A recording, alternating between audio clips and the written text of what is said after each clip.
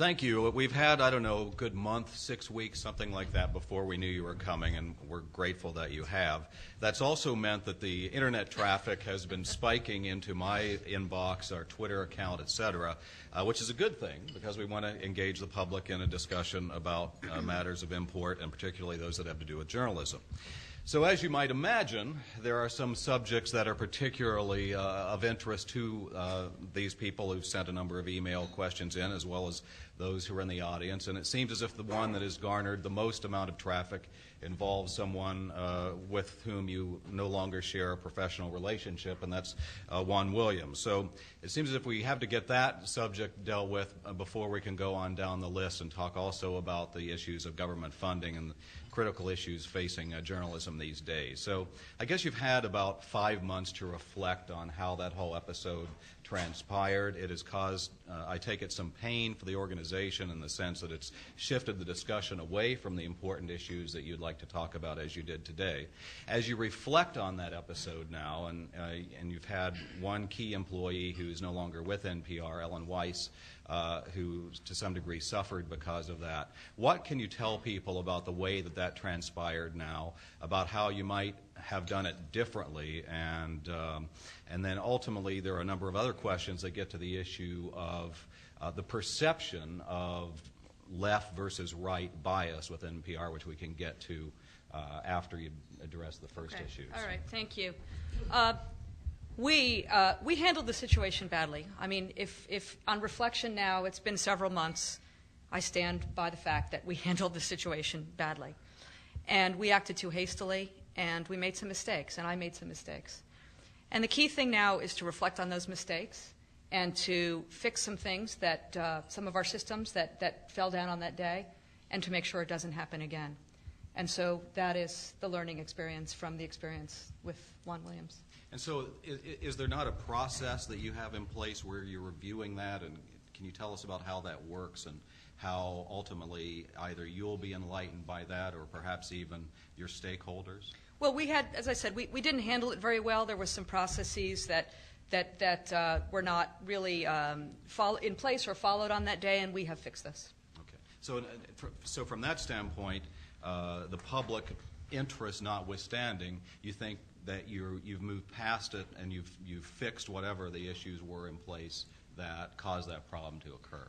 Yes, the process issues are fixed. Can you just give an example of what the processes might have been? Because it sounds a little hard to understand what that might mean. Well, there was some just communications and process issues around the events of those couple of days that didn't work quite as they should have, and we've put those in place. Okay. So, obviously as... A lot of ink has been spilled about this issue, so... Indeed. Yeah. But by virtue of the questions we got, either people feel as if there are some questions that linger, and so this is an opportunity for you to perhaps not have to have them linger anymore. Right. Well, one thing I would love to spend a minute talking about, which I think is more interesting, frankly, than personnel processes about who calls who when, is that since October, we have undertaken a thorough review of our news code of ethics. This is something that any news organization should do from time to time, and it was high time for us to do that as well, to make sure that our news code of ethics is clear, is up to date with the reality of media in 2011, and is consistently applied.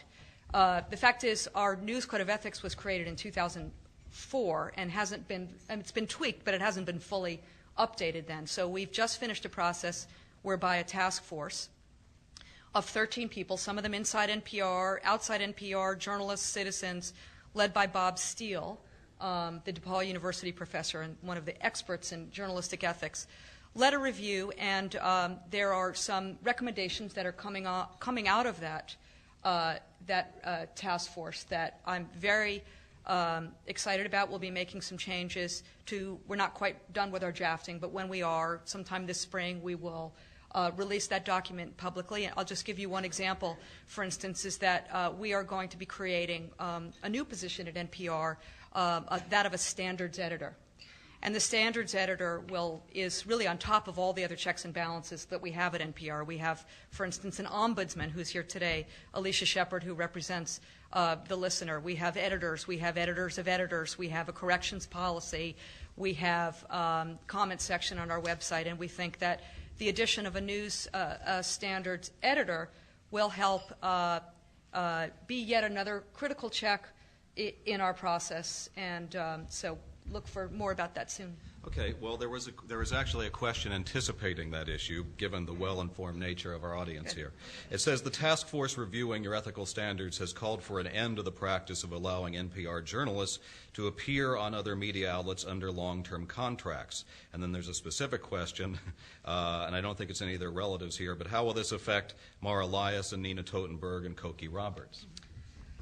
One of the recommendations of the task force was that, well, first of all, the task force embraces the notion of NPR journalists sharing what they've learned, what they've reported, with an even broader audience than the audience we have on NPR. So we embrace the notion of reporters appearing on other media, and we need to make sure that our process is in place for approvals and that we're all coordinated.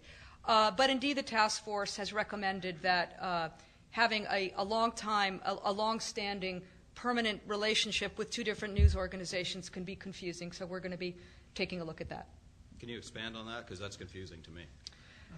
Well, as you said, a couple of our reporters have relationships with other news organizations that have been long-term, and what you will see is that we will likely not have any NPR journalists have relationships, long-term relationships or contracts with news organizations going forward. With regard to the specific individuals, they've been doing that for years, and we're not really ready to make any specific statements about them. Sounds like there might be a grandfather clause there, possibly. Could be.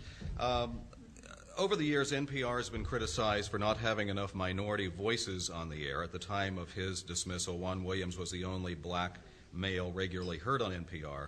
What's being done to open up NPR to more diverse voices? Well, this is a big priority for us, and I'm glad you brought it up.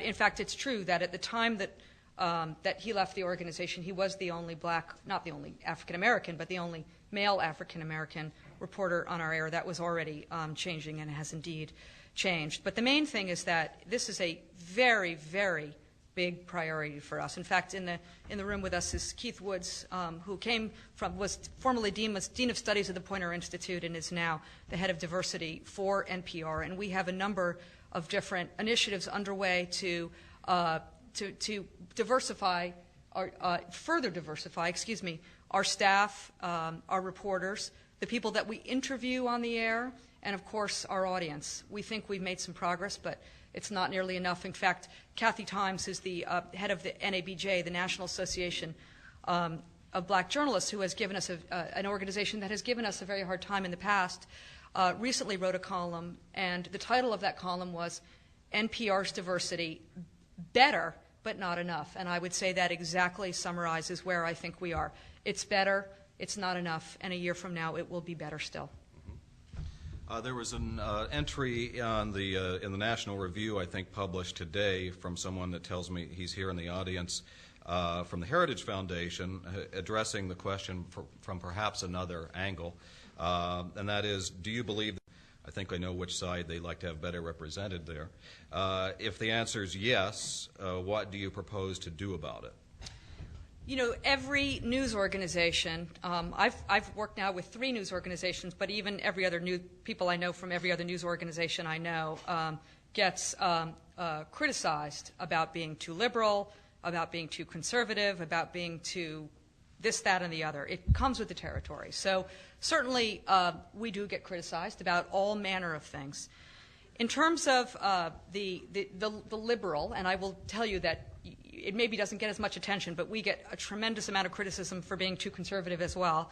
I would wish that those folks could be in our editorial meetings and see what goes on and the care that our reporters and our journalists and our editors take to get it right. This is incredibly crucial cornerstone of what we do to present not journalism that is on the one hand, on the other hand. That's not very interesting storytelling. But journalism that reflects no particular bias. And it's not just a matter of how the stories are told, it's also the kinds of stories that we tell on NPR. As you heard in my remarks, we tell stories about areas that really almost no other national news organization is covering, that are not just sort of urban phenomenons. So for those that do criticize us for being liberal, you know, I ask them, when I get that personally, I ask them to point to specific stories. And when they do, we take those very seriously. Have we erred? Absolutely, we have erred in the past. But we make corrections, and we always strive to do better. So would you say that it's a perception problem as opposed to an execution problem within the newsroom, to the extent that the perception seems to exist more toward the liberal criticism than I didn't have any questions saying you were too conservative today. Yes, okay. No, I certainly do think, I mean, there's no question it's a perception issue. It absolutely is a perception issue. And like I said, all news organizations, that happens with all news organizations. For me, the main thing is not the general perception, which is difficult to control, but the actual work that we do. Let's look at stories. If somebody, I take much more seriously when someone says, I have a problem with this story, versus sort of taking a wide swath saying, I have a problem with NPR. Because what does that mean? And often case they may not even be listeners. But when we get a complaint or a criticism about individual story, there are many NPR editors and reporters in the room, we take those very seriously.